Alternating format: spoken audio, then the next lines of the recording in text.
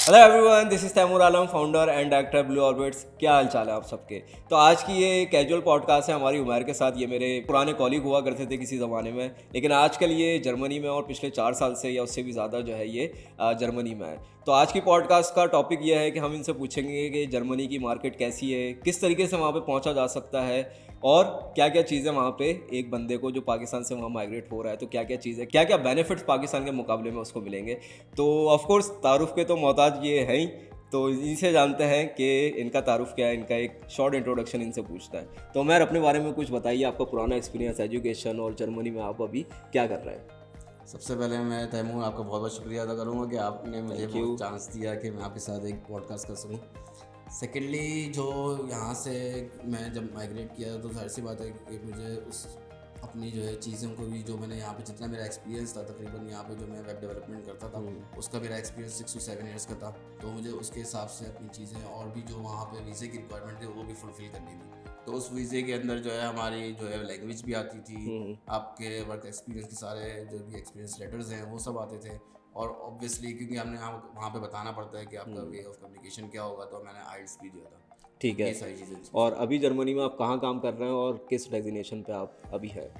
अच्छा, मैंने वहाँ पे जब मैं पहुँचा था तो स्टार्टअप से मैंने स्टार्ट किया था। सही है। तो उसमें ज़्यादा बड़ी हमारी टीम नहीं थी, लेकिन अब जो है मैं किसी सॉफ्टवेयर हाउस में नहीं हूँ, मैं मीडिया हाउस में हूँ। सही है। तो हमारा जो तकरीबन जो हमारी अगर ओवरऑल कंपनी की बात करें तो हमारे पास 5000 प्लस हमारे एम्प्लॉयज़ हैं। ज़बरदस्त। तो अब आईटी का जो अलग से डिपार्टमेंट है और उसमें डाटा के अलग लोग हैं, आर्टिफिशियल इंटेलिजेंस के ऊपर अलग काम हो रहा है, ज़बरदस्त। पाइथन के ऊपर अलग काम हो रहा है। तो हर टीम बेस्ड सारा काम हो रहा है। ठीक और है। हमारी अपनी वेब डेवलपमेंट की और टीम आप है। किस पोजीशन पे हैं वहाँ पे, मैं क्या वहाँ पे आपके सीनियर जॉब रोल फ्रंट है। End developer. ओके। और टेक्नोलॉजी। टेक्नोलॉजी हमारी पीएचपी है। पीएचपी है, ठीक है।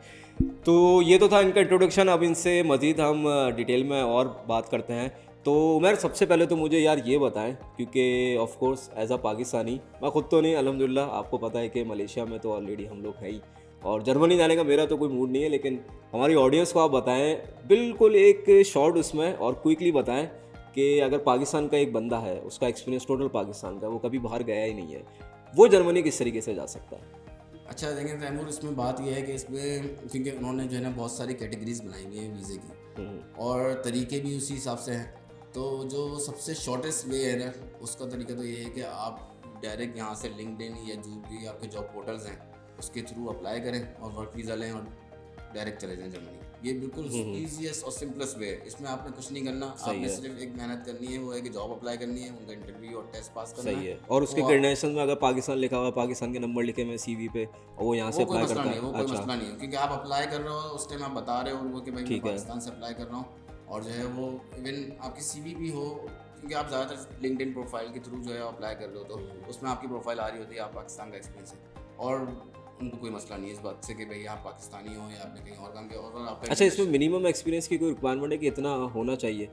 नहीं, डिपेंड करता है ये आपकी टोटली जो आप जिस कंपनी में अप्लाई करो उसकी रिक्वायरमेंट के ओके, ऊपर, क्योंकि वो डिपेंड करता है ना। अगर आप स्टार्टअप के लिए जा रहे हो तो उनको कोई कंसर्न नहीं है, उसको फिर वो जो है वो सिर्फ अपने बजट को देख रहे होते हैं। अगर उस बजट में आप उतर रहे हो तो कोई मसला नहीं है। अगर आप बड़ी कंपनी जैसे डिलीवरी हीरो है, लिफ्रांडो है, ये बड़ी कंपनीज है, टेक अवे है, ये सारी जो है ना ये बहुत बड़ी बड़ी कंपनीज हैं। इसमें जो है फिर जाहिर सी बात है वो फिर अपना एक्सपीरियंस भी चेक कर रहे होते हैं और फिर वो उन्होंने डेजिग्नेशन के हिसाब से जॉब डिस्क्रिप्शन भी लिखी होती है, तो आप उस हिसाब से अपना अप्लाई कर सकते हैं। ठीक है।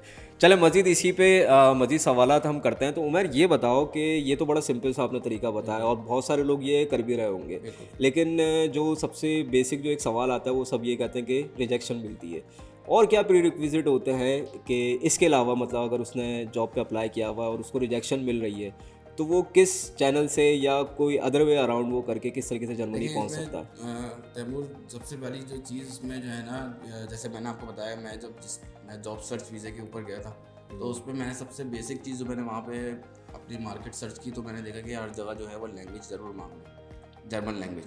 तो आपकी जो है ना कोशिश करें कि आप बेसिक जर्मन लैंग्वेज उनको शो कराएं कि भाई मुझे बेसिक जर्मन लैंग्वेज आती है और मैं कीन टू लर्न हूँ, ताकि उनको भी लगे कि मतलब ये रेज्यूमे पे लिखें या। हाँ, रेज्यूमे में बिल्कुल। रेज्यूमे के अंदर आपकी जो है लैंग्वेज स्किल का एक आपका अलग से कॉलम हो। अच्छा, रेज्यूमे की बात करें तो रेज्यूमे के अंदर भी यूरोप का एक उनका यूरो स्टाइल है, जो रेज्यूमे बनाते हैं उसके हिसाब से वो स्कैन करते हैं। उनके अपने पास अपने सॉफ्टवेयर हाउसेज, मतलब सॉफ्टवेयर एक बने हुए हैं वो उसके अंदर आपका CV स्कैन करते हैं और वो की पॉइंट्स निकाल के वो सॉफ्टवेयर आपको निकाल के देता है ये आपका रेलिवेंट बंदा है या नहीं है। ज़बरदस्त। तो अब एक अगर मैं बता रहा हूँ ना, अगर एक वैकेंसी आती है उसके ऊपर 5000 CVs आती हैं, वो कैसे देखेंगे? वो नहीं देख सकते। अब उसको उन्होंने ऑटोमेट किया हुआ है, उसमें अपनी रिज्यूमे वो डालते हैं और उसके हिसाब से कीवर्ड निकालते हैं, जो उनके कीवर्ड के ऊपर 80% 90% तक पहुँच रहा होता है, फिर उस रिज्यूमे को शॉर्ट लिस्ट करते हैं, फिर उसको इंटरव्यू कॉल करते हैं, फिर उसको टेस्ट करते हैं। अच्छा, हमारे लोग यहाँ पे गलती ये करते हैं कि हम उसमें लिखते हैं हम ये भी करते हैं, हम वो भी करते हैं, हम वो भी करते हैं, तो इस चक्कर में जो है ना वो बोलते हैं भाई हमें तो एक बंदा चाहिए जो स्पेसिफिकली उस पे काम करता अच्छा, वैसे ये एक बड़ा मसला है, ये मैंने देखा है पाकिस्तान में ना, बिल्कुल। कि जब हम भी हायर कर रहे होते हैं तो बंदा सारी चीज़ें लिख देता है, मतलब उसको डांस भी आता है, उसको गाड़ी चलाना भी आती है, उसको ट्रक चलाना भी आता है, सिर्फ जो रेलिवेंट हम देख रहे होते हैं वही कम लिखा हुआ होता है उसने, बिल्कुल। और जबकि हमने जॉब टाइटल में मेंशन भी किया हुआ होता है बिल्कुल। कि भाई हमें ये बंदा चाहिए, पूरी ज़माने भर की CV में सब कुछ लिखा होता है। खैर, ये तो आपने बहुत अच्छी बात की। हाँ, तो आगे तो चलते हैं। ये इसी का पॉइंट मैं बता रहा हूँ कि आपको सबसे पहले रिज्यूमे आपने ऑप्टिमाइज़ करना है और आपके जो जॉब डिस्क्रिप्शन वो चीज़ मांग रहे हैं आप कोशिश करें उस पर फोकस रखें। और आगे पीछे जो आपने जो चीज़ें की हैं, अगर आपने ड्राइविंग की जॉब की है उसका उनको कोई कंसर्न नहीं है। आपने जिस रिलेटेड जॉब डिस्क्रिप्शन के हिसाब से जो जॉब की है आप उसको सिर्फ मेंशन करें। ज़रूरी नहीं है कि आपने अगर कभी शुरू में डिज़ाइनिंग की है, फ़ोटोशॉप किया है तो उसको डालें, नहीं, ज़रूरत नहीं है उसकी। उन्होंने उसके लिए आपको हायर नहीं करना। डिपेंड करता है, अगर आप स्टार्टअप पे अप्लाई कर रहे हैं तो फिर वो देखेंगे अच्छा यार चलो हमारा डिज़ाइनर नहीं है, हम इससे काम भी करवा देंगे। लेकिन मैं कोशिश करूँगा, मैं आपको ये बोलूँगा कि स्टार्टअप की तरफ नहीं जाना। अगर आपने यहाँ से अप्लाई करना है तो स्टार्टअप की तरफ अच्छा, नहीं उसका जाना। रीज़न क्या है? उसका रीज़न ये है कि स्टार्टअप खुद स्टेबल नहीं है। आप वहाँ पे यहाँ से सारा वाइंड अप करके आप दूसरे कंट्री जा रहे हो, नई जगह जा रहे हो, आपको अभी वहाँ का नहीं पता वहाँ पे चीज़ें क्या नई नई हैं। लैंग्वेज सबसे बड़ा बैरियर है वहाँ पे। अभी आप वहाँ पे सेटल नहीं हो रहे होगे, स्टार्टअप आपने अप्लाई किया था, स्टार्टअप खुदा ना खास्ता बैठ गया तो फिर आप तो बिल्कुल रोड पे आ जाओगे। आपको मतलब उस पर पता ही नहीं है फिर आगे क्या करना है। तो मैं आपको बोलूँगा कि कम से कम ऐसी कंपनी यहाँ से अगर जाएँ तो स्टेबल कंपनी के ऊपर जाएँ कि जिसका कम से कम जो है ना। अच्छा, ये बताएं कि स्टेबल कंपनी पाकिस्तान से क्यों हायर करेगी? इंडिया भी बैठा हुआ है पीछे, फिलिपीन बैठा हुआ है, मलेशिया बैठा हुआ है, देखें तो उनको पाकिस्तान का बंदा चाहिए क्यों? पाकिस्तान, दरअसल उनको पाकिस्तान का बनाना चाहिए, पाकिस्तानियों को जर्मन कंपनी चाहिए। अच्छा, अगर मैं इस बात को इस तरह से ये करूँ, बात तो है, क्योंकि लेकिन वो मतलब शॉर्ट लिस्ट कैसे करेंगे? उनके पास शॉर्ट लिस्ट उनका यही है कि मैंने आपको बताया ना कि आपके उनको वो बिल्कुल ऐसा मतलब नहीं है कंट्री बेस्ड वो डिसीजन नहीं लेते। रेसिज्म नहीं है उनको। अगर उनके क्राइटेरिया पे वो बंदा पूरा उतर रहा है तो वो उस पर जो है वो डिसीजन लेंगे, whatever country belongs to. बिल्कुल। इस पर उनका कोई भी नहीं है कि वो फिलिपीन से आ रहा है या दुबई से आ रहा है या इंडिया से आ रहा है। अगर उनके सॉफ्टवेयर ने बोला कि हाँ भाई 90% इसने हमारे कीवर्ड मैच कर लिए तो वो आपको शॉर्टलिस्ट करेंगे लाजमी। ठीक है, क्योंकि मुझे जिस टाइम मैं 2020 में गया हूँ तो उस टाइम मैंने देखा था, उस टाइम जो मार्केट चली 2019-2020 में NID के बहुत लड़के जा रहे थे। और यकीन जिस दिन मेरा वीज़ा लगा था उस दिन भी एक बंदे का NID का पास आउट था, उसका डायरेक्ट जॉब पर वीज़ा लगा था। और वो एक बड़ी कंपनी वहाँ पे ज़लांडो के नाम से बड़ी मशहूर कंपनी है, वहाँ पे उसका हुआ था। तो जो है ना हो रही है जॉब्स, हो रही हैं, ऐसा नहीं है जॉब नहीं हो रही। अभी भी कुछ लोग आ रहे हैं और अब तो जो है क्योंकि ज़ाहिर सी बात है थोड़ा सा फाइनेंशियल जो इन्फ्लेशन रेट आया है इस वजह से जो है ना पैकेजेस वहाँ पे हाई कर दिए। अच्छा। अच्छे मतलब 2-2 साल के एक्सपीरियंस वाले अब जो हैं वो अच्छे पे स्केल पे वहाँ पे आ रहे हैं। चलो पे स्केल पे तो हम डिटेल में बात करेंगे। अच्छा उमर, मुझे ये बताइएगा कि लेट सपोज एक बंदा अप्लाई कर रहा है और रिजेक्शन मिल रही है, लेकिन वो क्योंकि आपको पता पाकिस्तान के हालात कैसे हैं, तो सभी जितने भी डेवलपर्स, क्योंकि मैं तो डेवलपर तो और जो जिस फील्ड का मैं हूँ उसी फील्ड के मुताबिक ही बता सकता हूँ, तो बहुत यूँ कह लें कि इम्पेशेंस हैं कि किसी तरह मुल्क छोड़ के हम चले जाएँ। कोई ऐसा तरीका कि अगर बंदा अप्लाई कर रहा है, रिजेक्शन मिल रही है, कोई ऐसा तरीका कि वहाँ पहुँच के फिर जॉब अप्लाई करे? बिल्कुल, जैसे मैंने आपको बताया कि मैं खुद जो है वो जॉब सर्च वीज़े के ऊपर गया था। अच्छा, उसका क्या प्रोसेस है? मैंने और भी क्या जो है पहले वर्क वीज़े की ट्राई की थी, तकरीबन 6 महीने मैं कोशिश करता रहा लेकिन मुझे जॉब नहीं लगी यहाँ से। फिर मैंने जॉब सर्च वीज़े का स्टेप लिया। उस जॉब सर्च वीज़े में जो मेन जो आपकी जो इम्पोर्टेंट चीज़ होती है, उसका जो रिक्वायरमेंट है वो 5 साल आपका एक्सपीरियंस हो और उससे रिलेवेंट आपकी स्टडीज़ हो। आपका बैचलर्स हो या मास्टर्स हो, जो भी है वो उससे रिलेवेंट हो। और दूसरी चीज़ जो है ज़ाहिर सी बात है, क्योंकि मैंने आपको बताया कि मैं शुरू में जब वहाँ जा रहा था तो मैंने अपनी बेसिक भी और स्ट्रॉन्ग की, तो मैंने जर्मन लैंग्वेज की भी बेसिक की, आइल्स भी दिया। लेकिन ये है कि जब वह बंदा वहाँ पे जाता है। अच्छा, आइल्स की क्या रिक्वायरमेंट है? आइल्स की कोई रिक्वायरमेंट नहीं है, मतलब 6.5 रिक्वायरमेंट नहीं। अच्छा, कोई रिक्वायरमेंट नहीं है, वो सिर्फ आप उनको ये बताने के लिए अपना केस जॉब वीज़े की जो है वो केस स्ट्रॉन्ग करवाने के लिए बताते हो। और एज लिमिट क्या है? एज लिमिट भी अभी कोई नहीं है। अभी जो है वो एक और वीज़ा टाइप है, वो उसके बारे में बताऊंगा मैं आपको, तो उसमें एज की बात है। लेकिन इसमें जॉब सर्च वीज़े में कोई एज लिमिट नहीं है, आपका एक्सपीरियंस और डिग्री हो। और उसमें जो है वो आपको फिर आप वहाँ पहुँचते हो, अच्छा, यहाँ पे जो है आपको कराची से या जो भी इस्लामाबाद 2 एम्बेसी हैं यहाँ पे, उससे जो है वो 6 महीने का वीज़ा लगाते हैं। उस 6 महीने के अंदर आपसे जो है वो 5000 या 6000 जो है वो ब्लॉक अकाउंट करवाते हैं। 5000 6000 USD यूरो, यूरो। क्योंकि वहाँ पे हमारी यूरो करेंसी चलती है। अच्छा, वो भी सिर्फ वो उनकी किसी कोई फ़ीस नहीं है ये, या उनके किसी बेनिफिट के लिए नहीं है, या कोई गवर्नमेंट नहीं ले रही इस चीज़ को।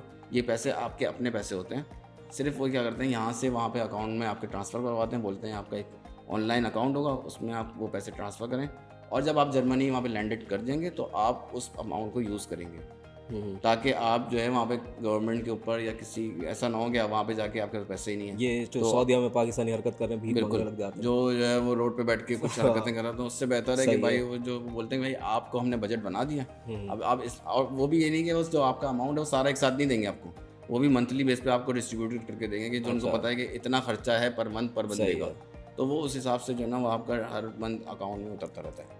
आप वहाँ पे जाके अकाउंट खुलवाते हो फिजिकली, और बोलते हो भाई ये मेरा फिजिकल अकाउंट है, इसमें आप मेरे पैसे देने शुरू करो। सही। चलें, इस पर मज़ीद एक और सवाल भी मेरे जहन में आ रहा है। एक बात बताएं कि मैं वहाँ पे हूँ और मंथली मुझे गवर्नमेंट ने जो है, जो मेरे ही पैसों से मुझे मंथली आप सैलरी कह लें या मंथली अखराजात कह लें, जो वो मुझे दे रहे हैं, एक्सपेंसेस दे रहे हैं, अगर वो ख़त्म हो जाए 15-20 दिन के अंदर ही ख़त्म मैं कर देता हूँ, तो क्या मैं पाकिस्तान में किसी बंदे से वापसी मंगवा सकता हूँ पैसे जर्मनी में अपने, या गवर्नमेंट को मैं रिक्वेस्ट करूँगा कि आप मुझे जो दूसरे महीने के हैं वो इस महीने ही आप जो है वो दे दें, क्योंकि मेरे पैसे जो है वो यहाँ पे बढ़ चुका है।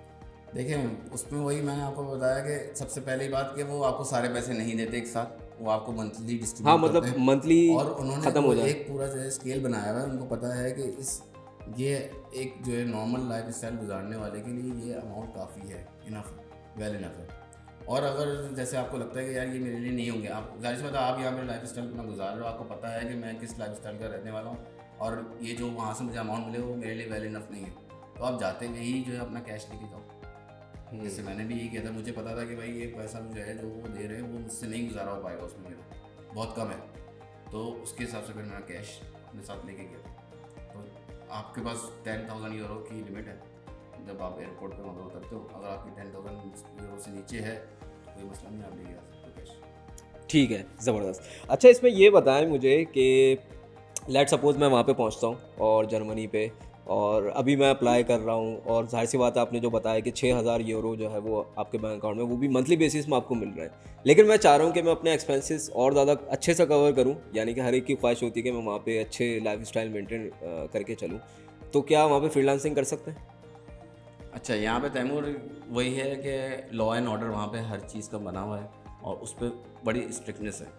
तो जब आप शुरू में आप जाते हो तो वो आपको एक वर्क वीज़ा देते हैं, लेकिन जब आपको वर्क वीज़ा लग जाता है तो वो आपको स्ट्रिक्टली उस वर्क वीज़े के अंदर मेंशन होता है कि आप इस वीज़े के ऊपर ना कोई बिज़नेस कर सकते हैं, ना कोई फ्रीलांसिंग कर सकते हैं। तो वो जो वर्क वीज़े की जो रिक्वायरमेंट है ना, उसमें यही है कि आप कम से कम जो है 2 जॉब साल सर्च वीज़ा या वर्क वीज़ा? वर्क वीज़ा, अच्छा। जो वर्क वीज़ा जिस पे आप जॉब कर रहे हो, जॉब सर्च वीज़ा तो आपका 6 महीने का वो ख़त्म। अच्छा, जॉब सर्च में तो आप फ्रीलांसिंग का सोच भी नहीं सोच सकते। भी उस टाइम तो आपका जॉब अलाउ भी नहीं है। आप वो आपके वीज़े का नाम ही जॉब सर्च वीज़ा है कि आप सिर्फ सर्चिंग करोगे, जॉब नहीं करोगे। सिर्फ जॉब सर्च करके उसके बाद जब आप वर्क वीज़े पे आ गए तो आपके उस वर्क वीज़े पे क्लॉज लगाएंगे कि जब वो वर्क वीज़ा उस पर लिखा हुआ होगा कि आप 2 साल से पहले ना कोई कंपनी चेंज कर सकते हैं, ना फ्रीलांसिंग कर सकते हैं, ना कोई बिज़नेस कर सकते हैं। ये आपका उस पर लिखा होता है क्लॉज। लेकिन लीनियंसी इतनी देते हैं कि भाई जाहिर सी बात अब कंपनी बंद हो गई, अब क्या करें, तो वो फिर उसमें होता है कि ये लीनियंसी होती है, हाँ ये कंपनी चेंज कर सकते हैं, लेकिन कोई और क्योंकि ये पूरी टोटल वीज़ा टाइप है। क्योंकि अगर आप बिज़नेस की तरफ जाओगे ना तो आपको पहले अपना वीज़ा टाइप चेंज करानी है कि अब आप बिज़नेस वीज़ा पे आ गए। अगर आप कहोगे मैं फ्रीलांसिंग में, तो आपका फ्रीलांसिंग वीज़ा होगा, तो वो टोटली वीज़ा टाइप ही चेंज हो जाती है। तो इस हिसाब से वो पूरा उनका फ्लो बना हुआ है, लॉ एंड ऑर्डर बना हुआ है, और उसके ऊपर वो स्ट्रिक्टली उसके ऊपर वो करते हैं अमल। और अगर वो नहीं होता तो बहुत सारी पेनल्टी भी लगती है। लोगों को मैंने देखा है कि जो है वो ब्लैक में काम कर रहे होते हैं, तो उनको जो है वो फाइनेंस आर्म वहाँ पर होता है, जो फाइनेंशियली मिनिस्ट्री ऑफ फाइनेंस से तो वो जर्मन में फाइनेंस आर्म करते हैं, वो जो है वो फिर उनको पेनल्टी लगा दी 30,000 यूरो, 80,000 यूरो, डिपेंडिंग कि आपने कितना जो है वो ब्लैक में कैश पकड़ा है। अच्छा, मुझे ये बताएं कि आपने जैसे बताया कि जॉब सर्च पे मैं वहाँ पहुँच गया, ठीक है, अब जिस बंदे की यहाँ पे सीवी रिजेक्ट हो रही है तो वो सेम उसी प्रोसेस से वहाँ पे जर्मनी में बैठ के अप्लाई करेगा या कोई अलग उसको अपॉर्चुनिटी मिलेगी अप्लाई करने की? देखें, सबसे बड़ा जो वहाँ पे पहुँचने के बाद एडवांटेज आपको मिलता है, दो चीज़ें होती हैं। सबसे पहली चीज़ कि आपका जर्मन एड्रेस और जर्मन फ़ोन नंबर, ये दो चीज़ें जो है ना ये बड़ी मैटर करती हैं कि उनको पता होता है ये बंदा अभी यहाँ पे एग्जिस्ट करता है और हम कितना फास्टली इसको जो है ना इंडल्ज कर सकते हैं या ज्वाइन करवा सकते हैं अपनी टीम के अंदर। और ज़ाहिर सी बात है क्योंकि उनके पास अपने प्रोजेक्ट की रिक्वायरमेंट भी होती है, तो वो उस हिसाब से उस टाइम वो देख रहे होते हैं कि भाई इसको अगर हम 10-15 दिन के अंदर इसको जो है वो इंटरव्यू और टेस्ट से इसको निकाल लेंगे तो ये नेक्स्ट मंथ या in the end of this month जो है वो रेडी टू हमारे कम ज्वाइन करने के लिए होगा। तो प्रोसेस वही होगा कि वो लिंक्डइन पे जाए और जॉब सर्च करके अप्लाई करना शुरू करे या बिल्कुल। कुछ अलग तरीक़ेकार होगा वहाँ पहुँच के? नहीं, प्रोसेस तो वही है, लेकिन ये है कि आप जब वहाँ पे पहुँच जाओगे तो आपको जो है वहाँ पे लोकल जो भी आपके जॉब पोर्टल्स हैं उसके ऊपर अप्लाई करोगे तो ज़्यादा तेज़ रिस्पांस और जो है पॉजिटिव रिस्पांस आना शुरू हो जाएगा। उनके जॉब पोर्टल हैं? उनके अपने जॉब पोर्टल हैं लोकल, जो कि जैसे हमारा लिंक्डइन यहाँ पे है, वहाँ पे जिंग है, तो इस तरह के और भी हैं, इंडीड है, ग्लास तो डोर उसको है। यहाँ पे पाकिस्तान में बैठ के यूज़ नहीं कर सकते जिंक को? यूज़ कर सकते हैं, लेकिन जब वो ज़ाहिर सी बात है उसमें आपको जो है आप लोकल नंबर वहाँ का डालेंगे फ़ोन नंबर, तो वो उसके ऊपर कॉल करेंगे और वो ज़ाहिर सी बात है यहाँ पे चलेगा नहीं। और ज़ाहिर सी वो उस टाइम जब अप्लाई कर रहे होते हैं तो वो अपनी टीम को भी देख रहे होते हैं कि उनको उनका जो टीम मेंबर है वो कहाँ पे अभी एग्जिस्ट कर रहा है, उसकी फ़िज़िकल एग्जिस्टेंस कहाँ पे है। तो समटाइम्स ऐसा भी होता है कि कुछ रिमोट कंपनीज़ भी होती हैं जो बोलते हैं इनको कोई मैटर नहीं करता, वो कहीं भी बैठा हो। लेकिन वहाँ पे क्योंकि ईयू में हम लोग अप्लाई करते हैं तो ईयू के थोड़े डाटा के बड़े मसले हैं, तो वो कहते हैं कि हर चीज़ जो है वो ईयू के अंदर से हो। तो इस वजह से अगर आप पाकिस्तान से अप्लाई करो तो 80% चांस है वो रिजेक्ट करेंगे, क्योंकि बोलेंगे यार ईयू में नहीं है ये लड़का, इसको ईयू में आने में ही टाइम लगेगा, वीज़ा प्रोसेस है, फिर एम्बेसी रिप्लाई करेगी, तो वो उसको दूसरे प्रोसेस को वो कैलकुलेट कर रहे होते हैं कि वो भी तो इंडल्ज करना पड़ेगा। तो उस हिसाब से जो है वो ज्वाइनिंग कब देगा, कब हमारे प्रोजेक्ट स्टार्ट होगा, कब हम डिलीवरी देंगे, तो ये सारी चीज़ें बड़ी मैटर करती हैं। अच्छा उमर, ये बताएं कि एज अ सॉफ्टवेयर इंजीनियर जब आप वहाँ गए तो सबसे पहले तो बताएं कि डिफ़िकल्टीज़ क्या क्या आई आपको? अच्छा तैमूर, ये बहुत अच्छा सवाल है, बहुत इम्पॉर्टेंट और बहुत कॉमन। क्योंकि जब वहाँ पे मैं होता हूँ तो मुझे अक्सर यही कॉल आ रही होती हैं कि उमर भाई अगर वहाँ पे हम आएंगे तो हमें जॉब कितने टाइम में मिल जाएगी, वहाँ पे जॉब मार्केट कैसी है और क्या क्या स्ट्रगल्स हैं। तो सबसे पहले जैसे मैंने आपको पहले बताया कि जो जॉब आपकी जो लैंग्वेज बैरियर है वो तो एक बहुत बेसिक चीज़ है, वो तो है ही है। उसके अलावा आपके पास आपको पता होने चाहिए वहाँ पे क्या क्या जॉब पोर्टल चल रहे हैं और आपके रिज्यूमे की जो वहाँ पे जिस तरह से मैंने आपको बताया सॉफ्टवेयर में डाल के वो कीवर्ड्स निकाल रहे होते हैं, उस हिसाब से आपका रिज्यूमे ऑप्टिमाइज़ हुआ है या नहीं। तो वहाँ पे यूरोपास के नाम से एक चलता है सॉफ्टवेयर जो कि वो आपको पूरा ऑप्टिमाइज़ करके आपका सीवी जो है वो रिज्यूमे क्रिएट करता है, उस हिसाब से आप जो है ना फिर आप जॉब पोर्टल्स में अपनी अप्लाई करते हैं। अच्छा, मेरा जो पर्सनल एक्सपीरियंस उसमें यही था, तो मैं आपको बताऊं कि मैंने जो जॉब सिक्योर की, मैं जनवरी में वहाँ पे गया था, तो मेरी जो है फरवरी के एंड तक जॉब मैंने सिक्योर कर ली थी, मतलब with in a month? With in 2 months you can say, because I went there starting of January and then I got the job in the end of February, something like that. So आप ये कह सकते हैं कि 2 महीने मुझे लगे job secure करने में। अच्छा, इन 2 महीनों में यकीन करें बड़े अप एंड डाउन्स आए थे, क्योंकि आपके बिल्कुल नया कंट्री था, नई चीज़ें थी, तो उसमें अगर मैं ऑन एवरेज में आपसे बात करूँ तो मैंने तकरीबन 5000 CVs जो है ना वो सेंड की थी। और अच्छा, वही मैंने आपको जैसे मैंने शुरू में बात की कि मैं जो है फ़ोकस सिर्फ जर्मनी नहीं कर रहा था, मैं फ़ोकस जो है वो दूसरे कंट्रीज़ भी कर रहा था। जैसे नीदरलैंड है, वहाँ पे भी जो है वो कहते हैं कि जो ऑफिशियल लैंग्वेज तो डच है लेकिन इंग्लिश भी बोली जाती है। तो मैं कोशिश कर रहा था कि उसके अलावा जितने भी इंग्लिश कंट्रीज़ हैं, क्योंकि उस टाइम मेरी जर्मन लैंग्वेज बेसिक लेवल की बिल्कुल थी, तो मैं कोशिश कर रहा था कि जितने अदर जो यूरोप के अंदर जो इंग्लिश बोल रहे हैं कंट्रीज़, उधर भी मैं ट्राई करता रहूँ।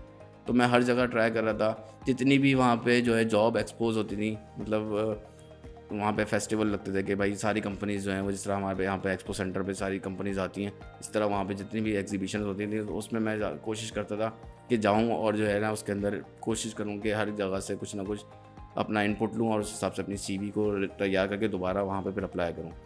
और दूसरा मैं एक बहुत इंपॉर्टेंट काम मैं वहाँ पे ये करता था, जो कि मुझे लगता है कि जिसकी वजह से मुझे जो है ना बहुत हेल्प मिली, वो ये थी कि वहाँ पे ऑनलाइन आपके, क्योंकि कोरोना उस टाइम आया नहीं था, तो मीटअप बहुत सारे होते थे, तो मैं वेब डेवलपमेंट के जितने भी मीटअप्स होते थे मैं उसके अंदर जाता था। भले मेरी वहाँ पे कोई जान पहचान नहीं होती थी, लेकिन मैं जाता था और वहाँ पे जाके अपनी नेटवर्किंग कोशिश करता था स्ट्रॉन्ग करूँ, और जहाँ मुझे लगता था कि हाँ यार इस CEO या कोई भी आपके अच्छे लेवल का बंदा है उससे मेरी अच्छी बातचीत हो गई है तो फिर मैं उसको जो अपनी रिज्यूमे भी फॉरवर्ड करता था। फिर वो अगर जैसे उस रिज्यूमे में अगर कोई मसला होता था वो मुझे बताता था भाई इस रिज्यूमे में ये चीज़ें हैं जिसको हटाओ, ये चीज़ें डालो और इस तरह से अपने आप CV को जो है वो ऑप्टिमाइज़ करो। और सिर्फ पाकिस्तानी नहीं, मैं जो है वो इंडियन और बांग्लादेशी और जितने भी थे उनसे भी हेल्प लेता था। और यकीन करें वहाँ जाके हम लोगों का कोई भी ऐसा नहीं होता कि भाई पाकिस्तान इंडिया जो है वो हमारे यहाँ पे हम सोच रहे होते हैं हमारा दुश्मन है, वहाँ पे ऐसा लेकिन बाहर जाते हैं तो सब एक ही होते हैं, हम ढूंढ रहे दुबई होते में हैं। भी नहीं है, मिडिल ईस्ट में भी ये चक्कर नहीं। तो हम लोग वहाँ पे एक्चुअली ढूंढ रहे होते हैं कि ब्राउन स्किन कोई दिखे तो हम जो है उससे ज़रा उर्दू में बात करें, हिंदी में बात करें, और जो है वो यकीन करें वहाँ पे जो है ना सब एक दूसरे की बड़ी हेल्प कर रहे होते हैं और बड़े हेल्पफुल होते हैं। तो स्टार्टिंग में बहुत मुश्किल होती है क्योंकि अब मैं आपको बता रहा हूँ, मैं सिर्फ इस वजह से गया था कि मुझे वहाँ पे ग्राउंड सपोर्ट थी। तो ग्राउंड सपोर्ट आपकी बड़ी मैटर करती है क्योंकि फिर आप जो है वो जो बेसिक चीज़ें हैं, जो अपार्टमेंट है या ट्रांसपोर्ट है, ये सारी चीज़ें फिर आप नहीं सोच रहे होते। फिर आपका फोकस जो है वो सिर्फ जॉब फाइंडिंग के ऊपर होता है, जॉब सर्च के ऊपर होता है। अगर आपकी वहाँ पे बेसिक सब यानी ग्राउंड सपोर्ट नहीं है तो फिर आप दूसरी चीज़ें भी सोच रहे होते हो, बोलते यार अपार्टमेंट ढूंढना है मुझे, अपार्टमेंट का कॉन्ट्रैक्ट ज़्यादा लंबा नहीं लेना है क्योंकि आपको नहीं पता कि आपकी जॉब कब तक होगी। और उसके हिसाब से फिर आप जो है वो ट्रांसपोर्ट भी देख रहे होते हो कि ट्रांसपोर्ट का भी एक अलग एक्सपेंस है। बहुत अच्छा ट्रांसपोर्ट सिस्टम है वहाँ पे, लेकिन एक्सपेंस है वो भी एक जिसको आपको काउंट करना पड़ता है अपने बजट के अंदर। तो ये सारी चीज़ें जो हैं ये बहुत इंपॉर्टेंट है लेकिन बहुत कॉमन भी है। अच्छा, एक चीज़ इसमें ये बताएं, एज अ सॉफ्टवेयर इंजीनियर किस टेक्नोलॉजी की वहाँ पे ज़्यादा जॉब जो है वो अवेलेबल है? देखें आगे सारा जितना भी काम चल रहा है वो AI के ऊपर चल रहा है, तो ज़्यादातर पाइथन और डाटा के ऊपर जो है ज़्यादा काम हो रहा है। जितने भी डाटा इंजीनियर हैं, डाटा एनालिस्ट हैं, डाटा से रिलेटेड जितनी भी जॉब्स हैं वो बड़ी वो मार्केट में इन है और बहुत डिमांड में है। और सेकंड जो जॉब चल रही है वो डेवऑप की चल रही है। डेवऑप को बड़ी अच्छे सैलरी पैकेजेस मिल रहे हैं और पाइथन तो फिर आपका है ही, जो पाइथन वाले हैं, और मोबाइल डेवलपर और वेब डेवलपर बिल्कुल जैसे Node.js है, PHP है। बिल्कुल। अच्छा, यहाँ पे मैं एक मेंशन करना चाहूँगा कि मोबाइल डेवलपर, हम यहाँ पे जैसे हमारे पाकिस्तान में हम मोबाइल डेवलपर का सोचते हैं कि वो एंड्रॉयड का डेवलपर है तो एंड्रॉयड ही कर रहा होगा। वहाँ पे ये इस तरह का केस नहीं है। वहाँ पे अगर मोबाइल डेवलपर है तो मोबाइल डेवलपर नोड भी कर रहा होगा, एंड्रॉयड भी कर रहा होगा, iOS भी कर रहा होगा। सही है। नहीं, जॉब अपॉर्चुनिटी कैसी है मोबाइल डेवलपर की या बैकएंड? मैं आपको इसीलिए बता रहा हूँ कि जॉब अपॉर्चुनिटी उसी हिसाब से होगी अगर आप इन तीनों चीज़ों पे आपकी कमांड होगी।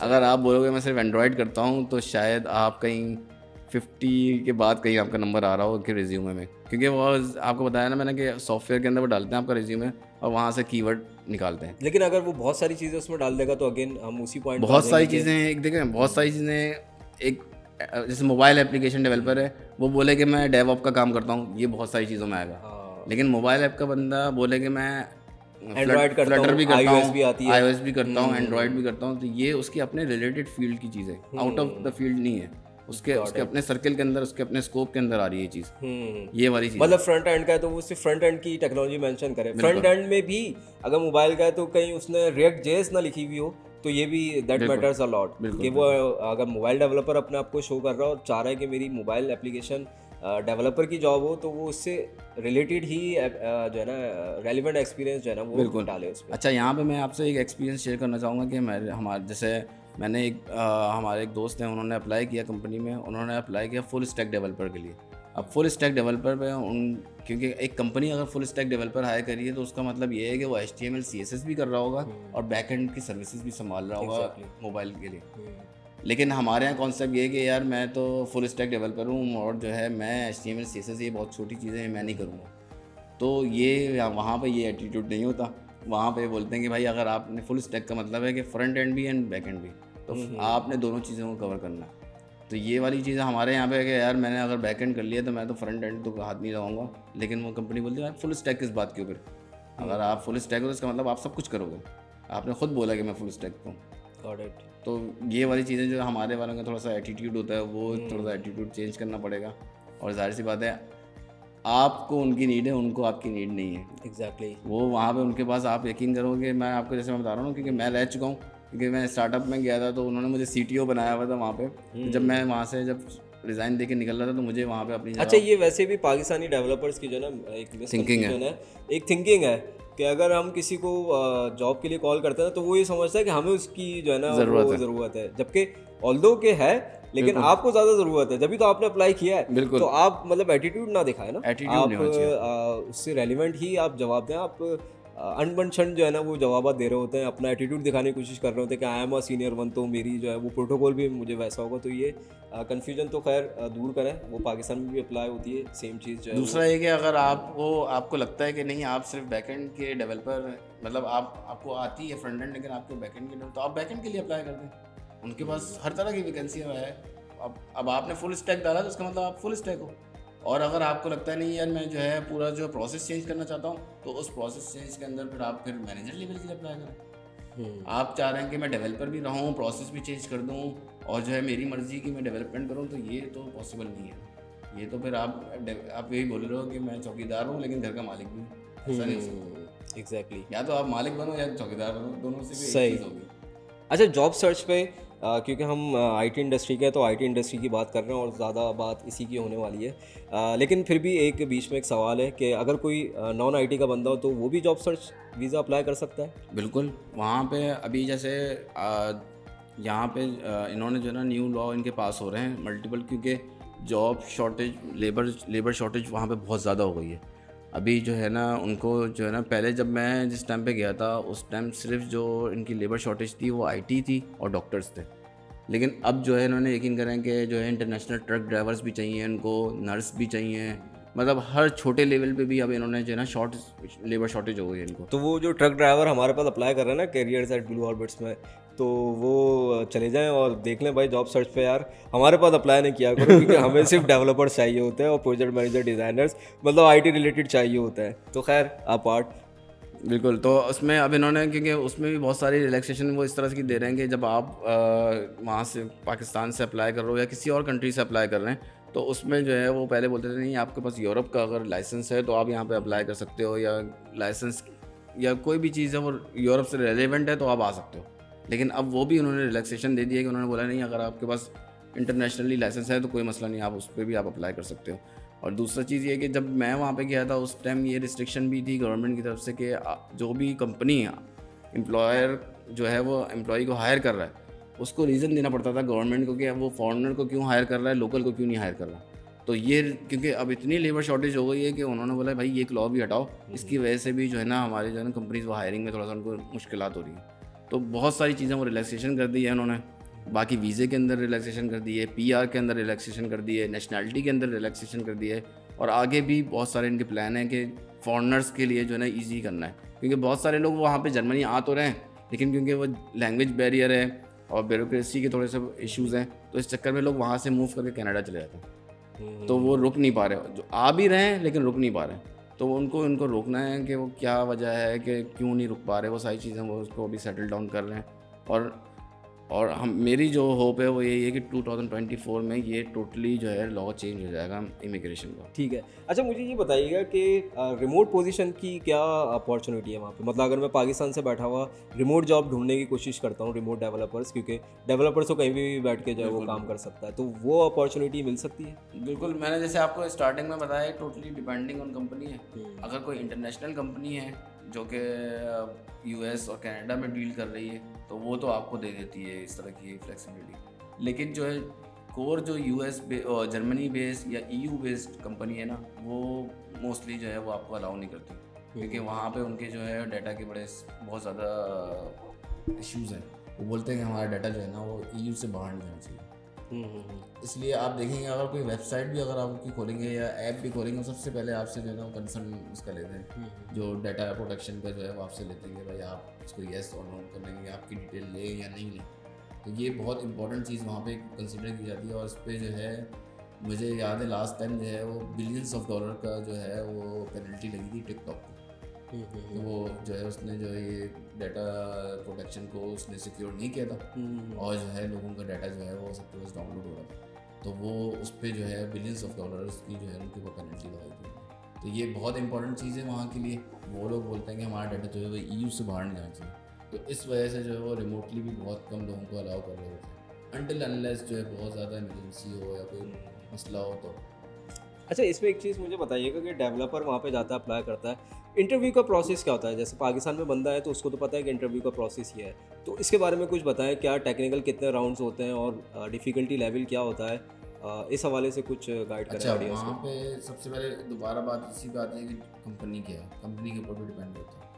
अगर स्टार्टअप है तो आपको 1-2 राउंड के अंदर भी मतलब डायरेक्ट आपको टेस्ट पे बुलाएगा, इंटरव्यू उसी टाइम टेस्ट वाले पे नहीं करेगा और आपको बोलेगा सही है आप आ जाएँ, HR का इंटरव्यू करें, मतलब 1-2 राउंड के अंदर आपको फाइनल। लेकिन अगर कोई बड़ी कंपनी जैसे मैंने आपको नाम लिया ज़लांडो, डिफ्रांडो, take away, Delivery Hero, Shopify, इस तरह की बड़े कंपनी हैं, तो ये लोग जो है ना इनका सबसे पहले जो है ना रिक्रूटर सबसे पहले आपका इंटरव्यू लेता है। वो चेक करता है कि आप जो रेलिवेंट आपने अप्लाई किया है उसमें आप फिट भी होते हो या नहीं होते, वरना फिर हमारे डेवलपर्स का टाइम ज़ाया करोगे। तो वो वहाँ पे उसको आपको पहले वो करता है, स्केल करता है। अगर आप सही हो तो फिर वो आपको लीड डेवलपर से जो है ना आपका इंटरव्यू करवाता है ऑनलाइन सब कुछ स्काइप पे हो रहा है। डिपेंड करता है, अगर वो जो है लीड डेवलपर बोलता है कि आप हमारे पास आ जाओ तो वो वापस अपने पास भी बुला सकते हैं। लेकिन मोस्टली जो स्टार्टिंग की जो 2 स्टेप होते हैं इसमें जो है ऑनलाइन चल रहा है। फिर जब लीड डेवलपर ओके कर देता है कि हाँ यार ये सही है, हमारा जो नॉर्म चल रहा है उस हिसाब से हमारी टीम को भी फिट है, तब फिर वो आपको जो है मैनेजर की तरफ फॉरवर्ड करता है। फिर मैनेजर जो है वो आपको फाइनलाइज करता है और फिर वो आपको एक्चुअली उस टाइम वो इन्विटेशन देता है कि आप आएँ हमारी टीम से मिलें और हम आपसे मिलेंगे और हमारी टीम आपको भी देखेंगे कि हमारी टीम में फिट हो सकते हैं आपके लिए। बहुत सारे ऐसे लोग हैं जो कि वहाँ पर पहुँचने के बाद जो है वो रिजेक्ट हो जाते हैं क्योंकि वो टीम में सही कॉम्बिनेशन नहीं बन पा रहा होता उनका। बहुत सारे लोग इस वजह से भी रिजेक्ट होते हैं कि भाई वो टीम में वहाँ जाते हैं और जब उनसे प्रेजेंटेशन वहाँ पे मांगी जाती है या कुछ उनसे टेस्ट दिया मांगा जाता है तो वो इंग्लिश में प्रेजेंट कर रहे होते हैं, जबकि टीम जो है वो सारी जर्मन में होती है। तो वो टीम सीधा बोलती है कि हमें समझ में नहीं आया क्या बोला, तो यहाँ पे भी मसले आते हैं। लेकिन ये अगर मतलब इतनी फ्लुएंसी आपकी होनी चाहिए जर्मन लैंग्वेज के ऊपर, इतनी कमांड होनी चाहिए कि आप उनको प्रेजेंटेशन भी दे सकें। अब इतनी फ्लुएंसी ना हो लेकिन जो अपना होमवर्क करके गए हो एटलीस्ट वो तो जर्मन में प्रेजेंट करो। सही है, क्योंकि आप नई कंपनी में जा रहे हैं, नई जगह पे जा रहे हैं, नई कंट्री में जा रहे हैं, नए एनवायरनमेंट में जा रहे हैं, नहीं हो सकता। आपको बस एक प्रेशर भी होता है कि आप टेस्ट दे रहे हो, इंटरव्यू दे रहे हो, एक प्रेशर होता है, मेंटली प्रेशर होता है, आप नहीं कर पाते उस तरह से परफॉर्म। लेकिन जो आपने प्रेजेंटेशन या जो भी अपना टेस्ट बनाया एटलीस्ट उसको तो आप वो कर सको, प्रेजेंट कर सको जर्मन में। ये एक बेसिक चीज़ होनी चाहिए मेरे लिए। मैं समझता हूँ ये चीज़ जो है ना मैटर करती है और ये चीज़ जो है ना थोड़ी सी जो है ना मिसिंग है। और लोग जो है ना बोलते हैं यार मुझे इंटरव्यू कॉल आ गया मैं आगे पास कर लूँगा। लोग बहुत अच्छे मैं ये नहीं बोल रहा कि डेवलपर अच्छे नहीं होते, डेवलपर भी बहुत अच्छे होते हैं, अच्छा टेस्ट पास करते हैं क्योंकि वहाँ पे टेस्ट ड्रिवन डेवलपमेंट होती है, तो उस टेस्ट भी बड़ा अच्छा पास करते हैं। लेकिन कहाँ पे आगे वो प्रेजेंटेशन भी जब आते हैं, क्योंकि उनको जो है अपनी टीम को देखना है। आप एक बंदे आ रहे हो, उनकी टीम पीछे 10 बंदों की बैठी है, 10 बंदों को नहीं हिला सकते, एक बंदे को हिलाना है। उनको जो बंदा आ रहा है तो उनको 10 बंदों को देख के एक बंदा है और आगे फिर जाहिर सी बात है उसी हिसाब से एनवायरनमेंट होता है, उसी हिसाब से आगे चीज़ें उनके फंक्शंस होते हैं, इवेंट्स होते हैं, उसमें भी उन चीज़ों को फिर मैच करना पड़ता है। ये ठीक है। अच्छा ये मुझे बताएं कि जॉब सर्च जो वीज़ा है ये कितने महीने तक के एप्लीकेबल होता है? ये आपका मतलब 6 valid महीने का कितने वीज़ा महीने? लगा के देते हैं। यहाँ से कराची से जो है वो आपका वीज़ा लगता है 6 महीने का। फिर उसके बाद आप वहाँ पे जॉब अप्लाई करते हो और जैसे आपकी जॉब हो जाती है तो फिर वो आपको फिर जॉब कॉन्ट्रैक्ट के हिसाब के आपका वीज़ा वहाँ पे एक्सटेंड करते हैं कि अगर आपका और जॉब पाकिस्तान वापस आना पड़ता है? नहीं आपको वहाँ पाकिस्तान नहीं आना पड़ता, वो वहीं पे हो जाता है। और उसमें ही आपका जो है वहीं पे आपके स्टिकर या जो भी आपको वो कार्ड दे देते हैं और उसमें जो है फिर आपका वो डिपेंडिंग ऑन योर कॉन्ट्रैक्ट कि आपका कॉन्ट्रैक्ट कितना बड़ा आगे हुआ है कंपनी से, उस हिसाब से आपका वीज़ा लगा देते हैं। अगर बंदा जैसे आज गया है तो कितने दिन में लग जाएगा? देखें वहाँ पे सबसे पहले तो आप वहाँ आज गए हो तो आपने पहले सबसे पहले जॉब सिक्योर करनी है। जॉब सिक्योर करना एक नहीं मतलब जॉब ये जो वीज़ा है, जॉब सर्च वीज़ा, ये कितने दिन में लग के आ जाता है? पाकिस्तान की बात कर रहे हैं तो पाकिस्तान में जो है वो 15 डेज़ का टाइम है। 15 डेज़ में जो है वो आपका यहाँ पे वीज़ा आप अप्लाई करेंगे। अगर कोई ऑब्जेक्शन नहीं है, आपके डॉक्यूमेंट सारे सही सबमिट हुए हुए हैं, कोई चीज़ मिसिंग नहीं है, तो 15 डेज़ में आपको यहाँ पे एम्बेसी कॉल करके बोलती है आपका वीज़ा लग गया, आके पासपोर्ट लीजिए।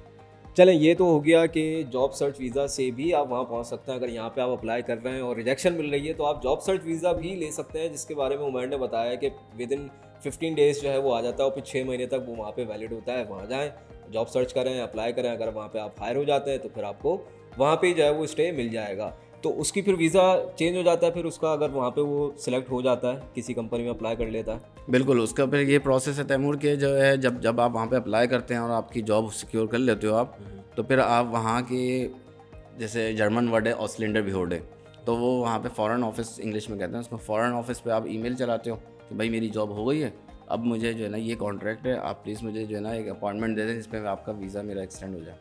तो फिर वो अपने जो भी उनकी फिजिबिलिटी है उस हिसाब से वो आपको अपॉइंटमेंट की ईमेल रिप्लाई कर देते हैं और जो है वो उसके फिर आप जाते हो और जो आपका जॉब का कॉन्ट्रैक्ट होगा, जितनी आपकी जॉब की कॉन्ट्रैक्ट की वैलिडेशन होगी उतना वो आपको वीज़ा लगा के दे देंगे।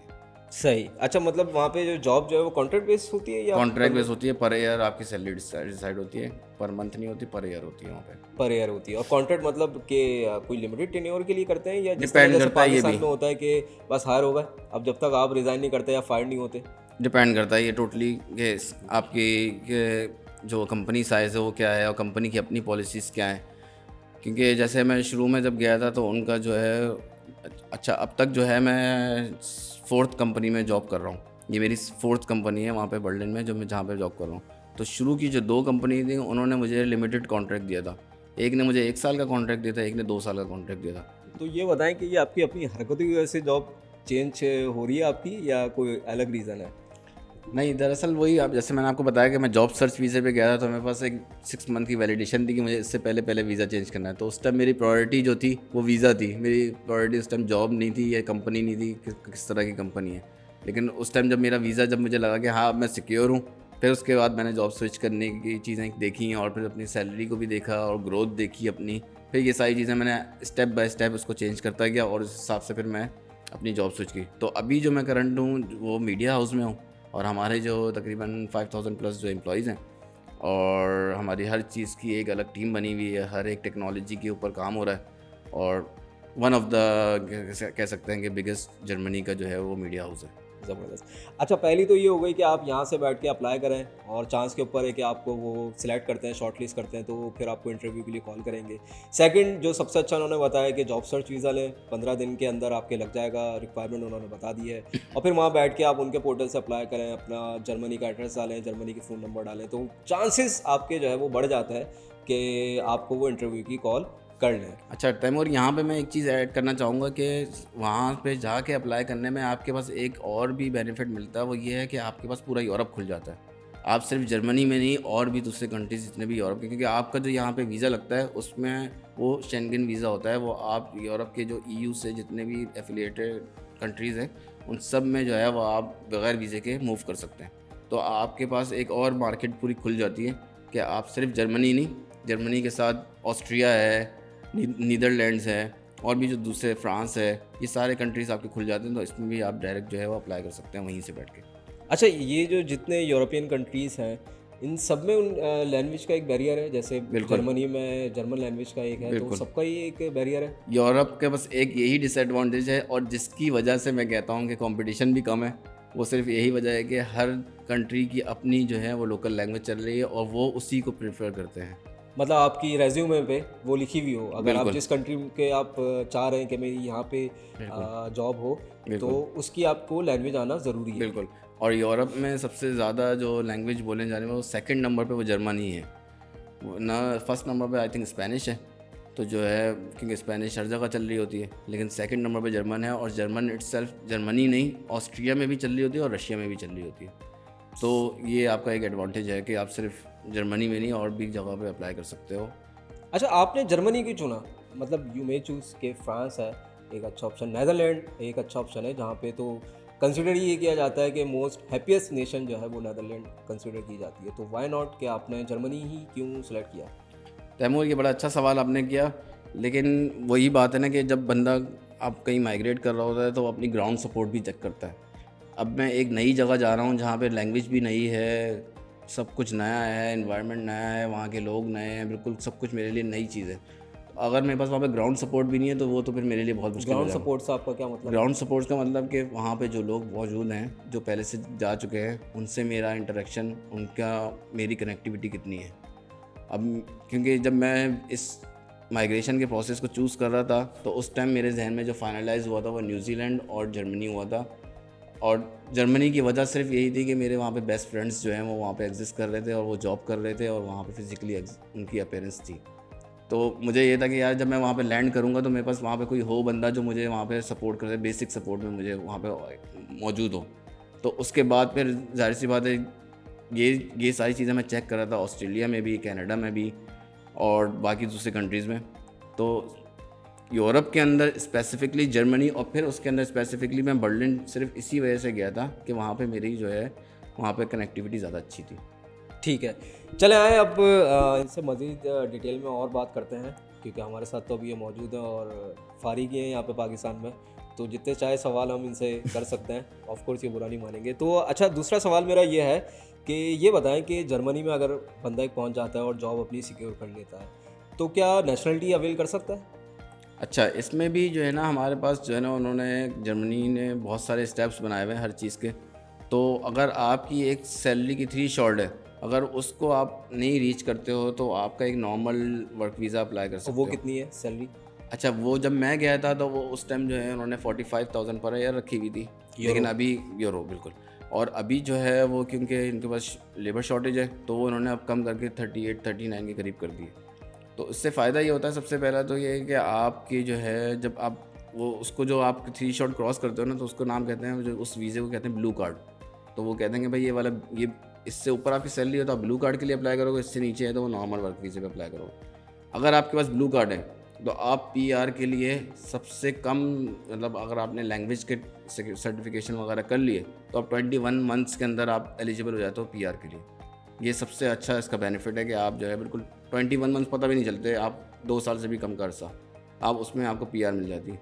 लेकिन अगर आपने लैंग्वेज सर्टिफिकेट नहीं किया हुआ है और आप जो है बस वहीं पे रहते हुए, जैसे मैं गया था तो मैं बेसिक मेरी लैंग्वेज जो मैं यहाँ से करके गया था वही थी, और सुन के और बात करके जो मुझे लैंग्वेज आती थी उस हिसाब से 33 मंथ्स लगते हैं अगर आपकी ब्लू कार्ड वाली सैलरी है तो वो 33 मंथ्स में मैंने अप्लाई किया था और उस पर मेरी पीआर हो गई। लेकिन अगर आपके पास ब्लू कार्ड नहीं है तो आपको लैंग्वेज सर्टिफिकेट भी देना है और 5 साल वेट भी करना है, और उसके लिए फिर 5 साल के बाद आप उनको बोलोगे मैं ये लैंग्वेज सर्टिफिकेट है और मेरे यहाँ पे 5 साल मैंने जो है यहाँ पे गुजार लिए हैं। मतलब 5 साल गुजारने का मतलब ये है कि 5 साल आपने उनको टैक्स पे किया है, आप टैक्सेबल जॉब कर रहे थे, तो आप फिर उसके बाद एलिजिबल हो जाते हो पीआर के लिए। वो फिर आपको पीआर के लिए अप्लाई करते हो तो उससे फिर वहाँ पे वो अपने डॉक्यूमेंट्स आप सबमिट करते हो और फिर उस पर आपकी पीआर हो जाती है। अच्छा, अब बात करते हैं हम नेशनैलिटी के ऊपर। नेशनैलिटी अभी जो है इसी मंथ इन्होंने नया लॉ पास किया है, जो कि पहले जो था वो नेशनैलिटी के 8 साल चाहिए थे। मतलब 8 साल वो वहाँ पे मौजूद हो, बिल्कुल, कमा रहा हो, टैक्स पे कर रहा हो। टैक्स पे कर रहा हो। लेकिन वो अभी इन्होंने पिछले हफ्ते ही जो है इन्होंने नया लॉ पास किया है जिसमें इन्होंने बोला है 8 साल नहीं, अब हमें 5 साल में आप अगर वहाँ पे रहते हो तो हम आपको 5 साल में नेशनलिटी दे देंगे। तो ये एक बहुत बड़ा चेंज है। और उसमें इन्होंने एक नई चीज़ ये भी ऐड की है कि पहले जो है वो डुअल नेशनलिटी अलाउ नहीं करते थे, वो इस लॉ में इन्होंने अलाउ कर दी है डुअल नेशनलिटी। और अभी आगे जो सुनने में ये भी बात आ रही है कि अभी वो पेरेंट्स, क्योंकि पहले पेरेंट्स भी अलाउ नहीं थे, अब वो पेरेंट्स को भी अलाउ कर रहे हैं कि आप अपने साथ माइग्रेट कर सकते हैं।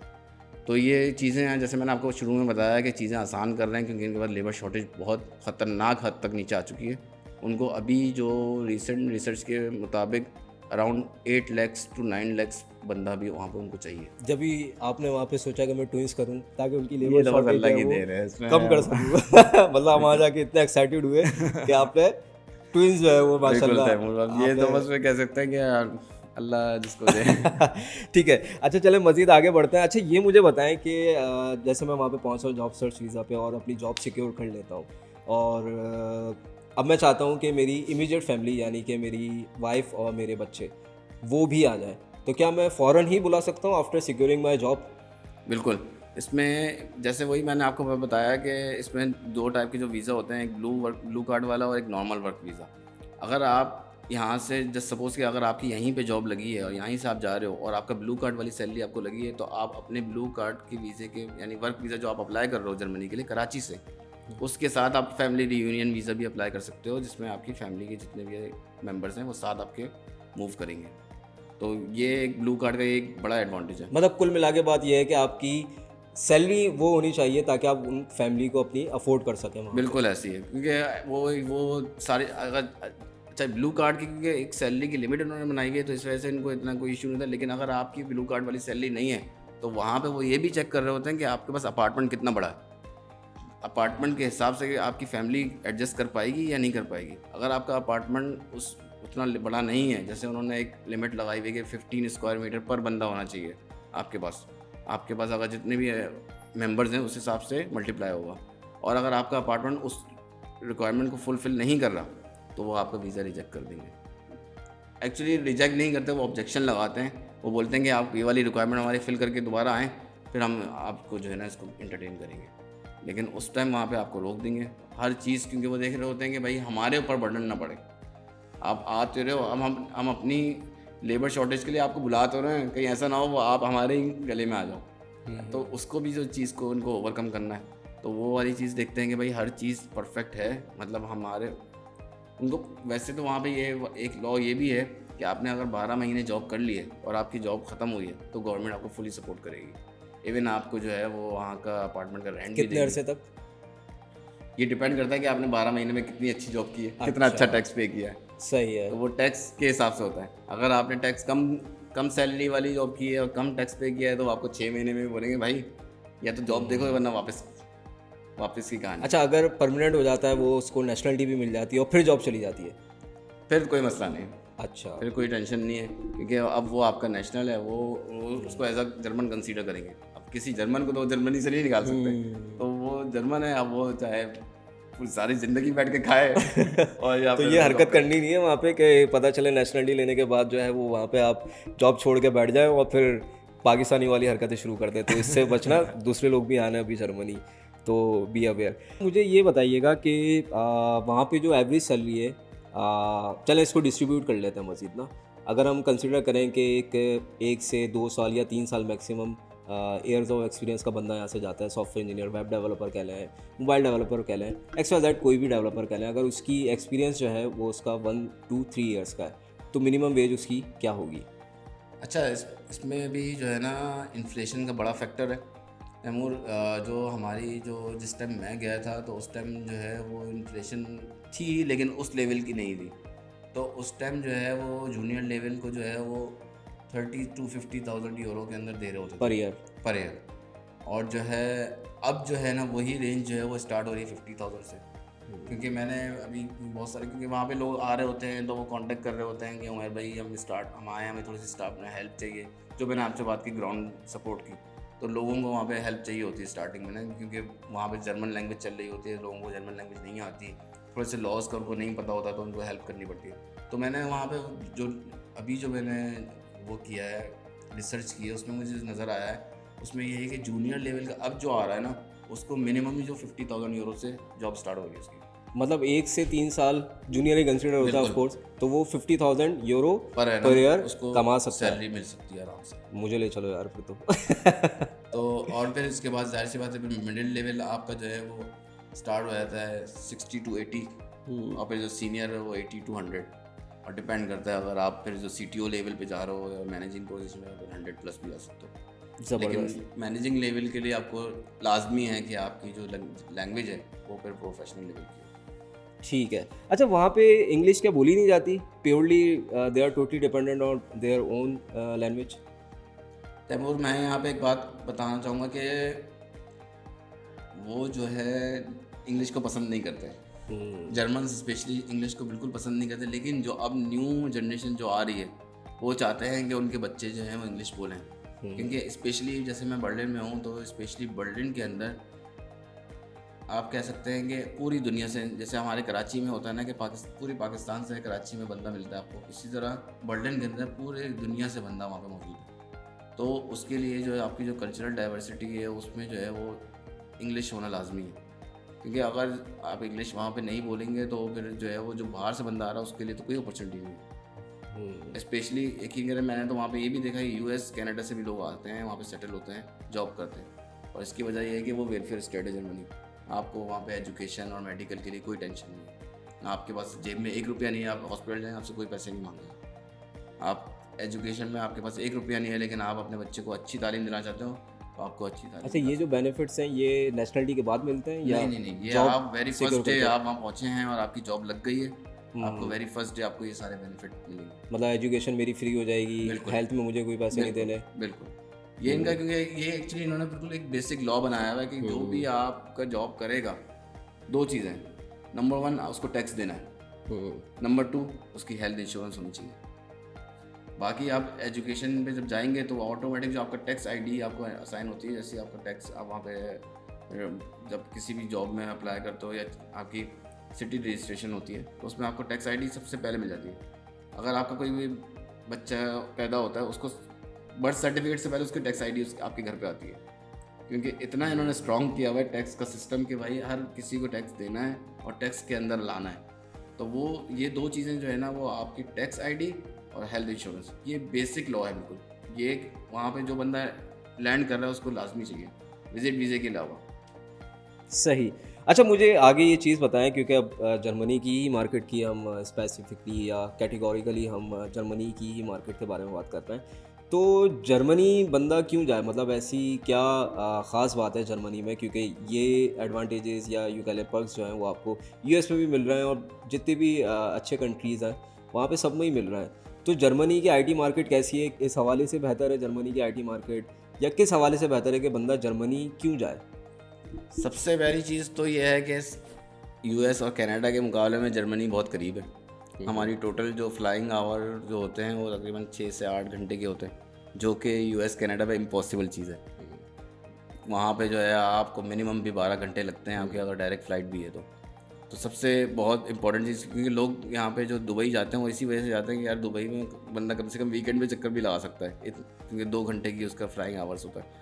तो वो सबसे इम्पॉर्टेंट चीज़ तो ये है कि आप यूरोप से बहुत करीब हैं, तो आपकी जो है वो खुदा ना खास्ता अल्लाह ना करे कोई इमरजेंसी हो तो आप फ़ौरन जो है पाकिस्तान रिटर्न हो सकते हो। सेकंड चीज़ जो है वो ये है कि क्योंकि वो यूरोप कंट्री है, और जो मैंने आपको बताया कि यूरोप कंट्री की हर अपने एक कंट्री के अंदर उनकी लोकल लैंग्वेज चल रही है, इस वजह से वहाँ पे कंपटीशन बहुत कम है। यूएस कनाडा में आपको कंपटीशन लेवल बेतहाशा मिलेगा। थर्ड जो इसमें पॉइंट है वो ये है कि यहाँ पे जो है कनाडा के मुकाबले में वेदर उस तरह का नहीं है।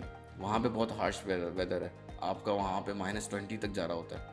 यहाँ पे अगर बहुत ज़्यादा सर्दी अगर पड़ती है तो -10 चला जाता है नॉर्मली। ये मैं बहुत ज़्यादा की बात कर रहा हूँ, वरना जो है अगर समर की बात करें तो 30-35 ऐसे हो रहा होता है, जो कि हमारे कराची वाले के लिए बड़ा अच्छा है।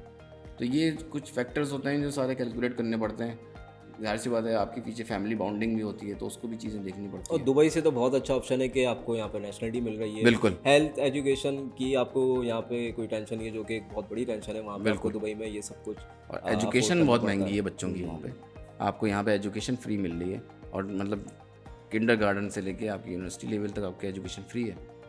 और सबसे बड़ी बात ये है कि नेशनलिटी की भी ज़रूरत नहीं है। Very first day after securing your job बिल्कुल। आप ये सारे पर्क्स जो है वो वहाँ के अवेल कर सकते हैं। बिल्कुल ऐसे ही। तो ये एक बहुत बड़ा एडवांटेज है जो कि आपको बिल्कुल ऐसे। ऑफ कोर्स मिडिल ईस्ट में नहीं मिलेगा। चला, इसमें मजीद आगे बात करते हैं। ये बताएं कि जर्मनी की आईटी मार्केट जो है वो कैसी है, और आगे आने वाले वक्त के लिहाज से बेहतर होगी या वर्स्ट होगी? अच्छा तैमूर, इसमें भी वही हम अगर कंपैरिजन करें पाकिस्तान से, तो पाकिस्तान में हमारे पास टैलेंट बहुत है, लेकिन मसला यहाँ पे है कि यहाँ पे रिसोर्सेज नहीं मिलती टैलेंट को, तो वो जो है वो उस तरह से अवेल नहीं कर पाते हैं उस टैलेंट को। अब वहाँ पे जो है हमारे पास रिसोर्सेज बहुत हैं, हाई स्पीड इंटरनेट, हर चीज़ जो है वहाँ पे बिल्कुल अप टू डेटेड, लेकिन जो है वहाँ पे लेबर नहीं है। वहाँ पे उनकी जो है पॉपुलेशन में जो है वो ज़्यादातर जो है वो ओल्ड एज के लोग ज़्यादा हैं, तो उनको चाहिए कि जो यंग जनरेशन वहाँ पे लाजमी चाहिए। और उनका अपना भी जो अपडेटेड प्लान है उसमें भी उनमें वही कह रहे हैं कि भाई हमें 2030 तक, क्योंकि जर्मनी की जो मेन बिज़नेस है वो है कार्स का, जो आपके वॉक्सवैगन है, ऑडी है, मर्सिडीज़ है, BMW, ये सारे आपके जर्मन ब्रांड्स हैं। एग्जैक्टली। और ये इनका कह सकते हैं बैकबोन है उनकी इकोनॉमी की। और उनके ऊपर फिर जाहिर सी बात है ये इस पर भी, क्योंकि टेस्ला जब आई है, टेस्ला के बाद से उनके ऊपर भी आया है एक बर्डन आ गया कि इनको भी जो है ना टेक्नोलॉजिकली एक कर्व लिया है। बिल्कुल। इनकी जो ऑटोमोबाइल इंडस्ट्री ने एक कर्व लिया है। जब से टेस्ला आई है तो एक टेक्नोलॉजी का कर्व जो है आपको उसके अंदर उसका फैक्टर ऐड हुआ है कि भाई इसके अंदर भी जो है ऑटोमोटिव भी जो है वो आपकी टेक्नोलॉजी के अंदर जा सकती है, और इसके अंदर जो है ना और इन्वेस्टमेंट हो सकती है। तो अब इन्होंने जो है ये अनाउंसमेंट कर दी है कि 2030 तक जो है वो जितनी भी कार्स हैं जो पेट्रोल, डीजल या हाइब्रिड, इन सब को टोटली मूव करना है इलेक्ट्रिक कार के ऊपर। तो जब इलेक्ट्रिक कहीं पे भी ऐड हो रहा है तो हमारे आईटी तो लाजमी है, क्योंकि हर चीज़ में प्रोग्रामिंग चाहिए, हर चीज़ में इफ एंड एल्स चलेगा। एग्जैक्टली ऐसे ही है। टक्कर मारनी है या नहीं मारनी है, ये सारी चीज़ें जो हैं वो इस पे चलेंगी। तो आगे इसके ऊपर बहुत जो है फोकस है, और मैं कहूँगा कि हमारी जितनी भी यूथ है, हमारी जनरेशन है, उसको जो है ना इसके ऊपर फोकस करना चाहिए। सबसे बड़ी चीज़ वहाँ पे ये है कि वहाँ पे आपका कॉम्पिटिटर बहुत कम है। आपके पास इंडिया, बांग्लादेश से वहाँ पे लोग इतने नहीं हैं as compared to USA, Canada, UK। और दूसरी चीज़ ये कि मैं ये भी चाहूँगा कि भाई, क्योंकि वहाँ पे तुर्किश जो है वो बहुत ज़्यादा पॉपुलेशन में, सेकंड पॉपुलेशन जो उनकी जर्मन के बाद जो है वो तुर्किश है, तो मुस्लिम कल्चर भी थोड़ा बहुत वहाँ पे मौजूद है। और जाहिर सी बात है आपकी कम्युनिटी जितनी स्ट्रांग होगी ना, तो आपके अपने जो है ना वो उसके अंदर आपको इमिग्रेशन में भी बड़े आसानियाँ मिलती हैं। जैसे जैसे अब मैं बताऊं कि जैसे मैंने आपको बताया कि सबसे सेकंड जो हाईएस्ट पॉपुलेशन वहाँ पे तुर्किश है, तो यकीन करें जो भी लॉ पास हो रहा होता है तो उसमें स्पेशली वो मेंशन करते हैं कि तुर्किश, अगर हम हमारे लिए कोई वीज़ा फ़ीस अगर 100 रुपये है तो वो तुर्किश के लिए 80 यूरो है। मतलब 100 यूरो अगर जर्मन के लिए या कोई फॉरेनर्स के लिए, तो जो आपका तुर्किश अप्लाई करेगा अगर किसी चीज़ के लिए, किसी भी वीज़ा के लिए, उसको 80 यूरो देने, 30% या 20% उसका जो है ना उसमें डिस्काउंट उसको देते हैं। तो ये क्यों है? क्योंकि उनकी वहाँ पे कम्युनिटी स्ट्रांग है और उनके लोग जो है वो अंदर जाके बैठ गए हैं अब, तो वो अपने लिए हिसाब से जो है ना उस चीज़ आसान कर रहे हैं। तो जाहिर सी बात है जब हमारे लोग बैठेंगे तो हमारी भी चीज़ आसान होंगी। हाँ, एक लैंग्वेज बैरियर है, लेकिन ये हर चीज़ के कुछ ना कुछ एडवांटेज और डिसएडवांटेज होते हैं। सही। अच्छा, एक सवाल और जहन में आया मेरे नेशनलिटी के हवाले से। जैसे कि यूएस में देखा गया है कि आपका अगर बच्चा वहाँ पे पैदा होता है तो आप फ़ौरन जो है उसकी नेशनलिटी के लिए अप्लाई कर सकते हैं। तो क्या ये सेम लॉ जर्मनी में भी है? तैमूर, अनफॉर्चुनेटली ये चीज़ वहाँ पे मौजूद नहीं है। अच्छा, यहाँ पे यूरोप का एक और कंट्री है पुर्तगाल, जो कि ये चीज़ फैसिलिटी देता है आपको। अच्छा, उसमें वो ये भी कहता है कि आपके जो है बच्चा जो पैदा होता है उसको तो हम उसी टाइम दे देंगे नेशनलिटी, और अगर आपके पेरेंट्स जो है वो 3 साल अगर उन्होंने गुजारे हुए हैं पुर्तगाल में तो उनको भी नेशनलिटी मिल जाएगी बच्चे की वजह से। अच्छा। तो वहाँ पे ये वाला लॉ है। चलें, अब आखिर में बात करते हैं कि जर्मनी में रहना कितना आसान है, क्या एक्सपेंसेस हैं और कितना अमाउंट आपके पास एटलीस्ट होना चाहिए मंथ में, ताकि आप एक अच्छी और लग्जरी लाइफ जो है वो अपने बच्चों को भी दे सकें और ख़ुद भी इंजॉय कर सकें। तैमूर, यहाँ पे मैं एक बात जो बड़ा प्लस पॉइंट है और एडवांटेज है वो ये है कि वहाँ पे गवर्नमेंट आपको हर जगह सपोर्ट करती है।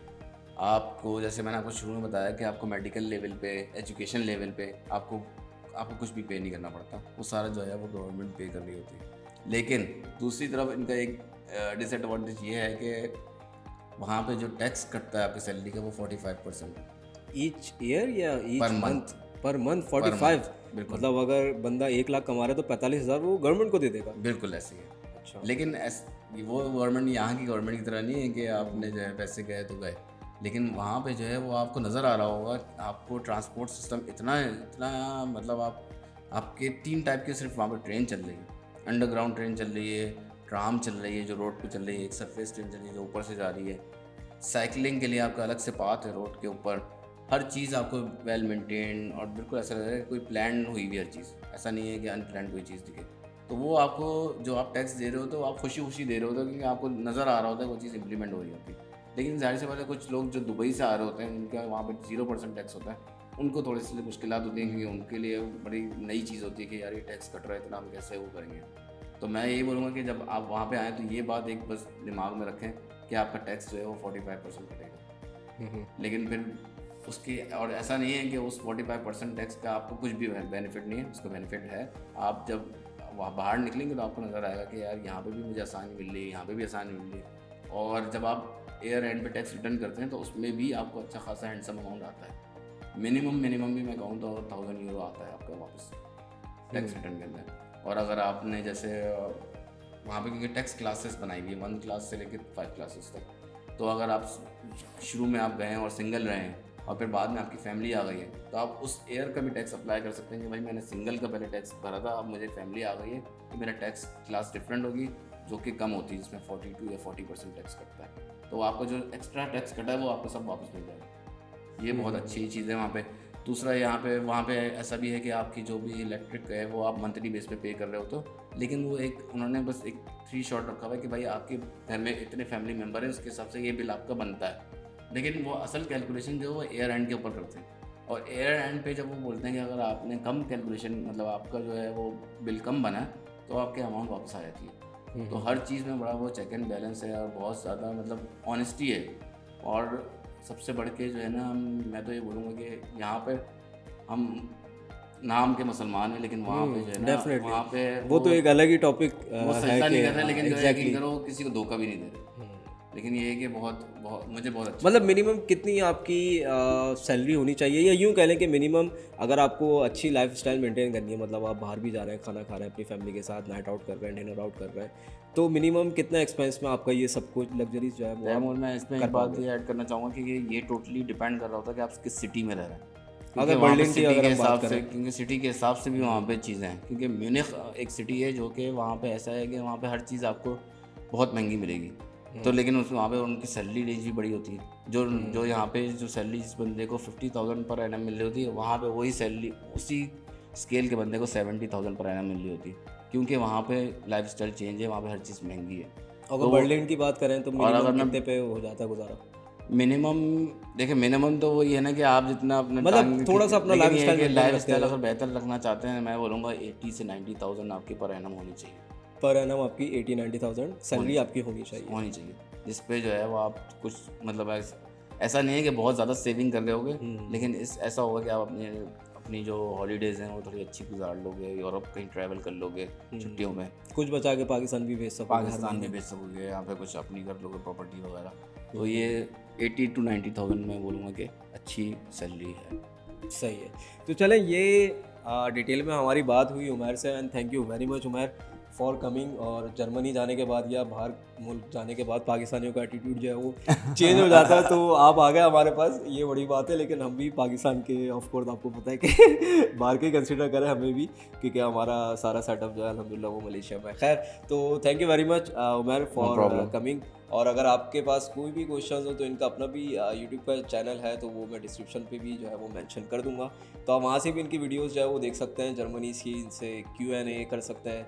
जो भी आपको अगर स्टिल कोई कन्फ्यूजन है तो आप कमेंट बॉक्स में भी जाके लिख सकते हैं। मैं कोशिश करूँगा कि इनसे पूछ के जो है वो रिप्लाई करूँगा आपको, ताकि आप भी अगर जर्मनी जाना चाहते हैं और अपना एक अच्छा मुस्तकबिल बनाना चाहते हैं तो आप भी ज़रूर जो है इस अपॉर्चुनिटी को अवेल करें। तैमूर, मैं यहाँ पे एक बात ऐड करना चाहूँगा कि जैसे जो है ना, आप मेरा यूट्यूब चैनल पे जाएंगे तो वहाँ पे जो है ना, मैंने कुछ सक्सेस स्टोरीज़ भी वहाँ पे डाली हुई हैं कि लोग किस तरह से वहाँ पे वो तो फ्री की प्रमोशन के लिए तो आप बैठे हुए ना अभी यहाँ पे नहीं, मैं देखो, मेरा वहाँ पे यूट्यूब का चैनल बनाने का मकसद भी ये है कि हमारे लोगों की हेल्प हो। और मैं वहाँ पे, अगर आप जैसे मेरे चैनल पे जाएंगे तो मेरा जो फर्स्ट पॉइंट है वो यही है कि हमें अपनी वहाँ पे कम्युनिटी स्ट्रॉन्ग करनी है। क्योंकि आप कहीं पे भी जाते हो आपको इंडियन हर तरह से मिलता है, बांग्लादेशी मिलता है, लेकिन जो है पाकिस्तानी बहुत कम मिलता है। ये बहुत अच्छा पॉइंट। तो ये मैं जो है, मेरे जो असल मकसद भी जो चैनल बनाने का वो ये है कि मेरे जो वहाँ पे कम्युनिटी हमारी स्ट्रॉन्ग हो और हमारे लोग वहाँ पे ज़्यादा से ज़्यादा आएँ। और अभी लोग निकलना भी चाहते हैं, तो उनको जो है, बहुत सारे लोग ऐसे हैं जिनको निकलना चाहते हैं लेकिन उनको पाथ नहीं पता कैसे निकलना है, तो वो उनको पाथ मिलेगा। और इसीलिए मैंने जो है ना कुछ सक्सेस स्टोरीज आ रही हैं कि उनकी अपनी स्ट्रगल्स को किस तरह से उन्होंने स्टेप बाय स्टेप क्या क्या चीज़ें की हैं, तो वो आप उसमें यूट्यूब चैनल पे देखेंगे तो इंशाल्लाह आपको डेफिनेटली एडवांटेज मैं तो चाहूँगा मुझे बैग में रख के जो है आप जर्मनी तो thank you very much guys, take care, अल्लाह हाफिज़। हाफिज़।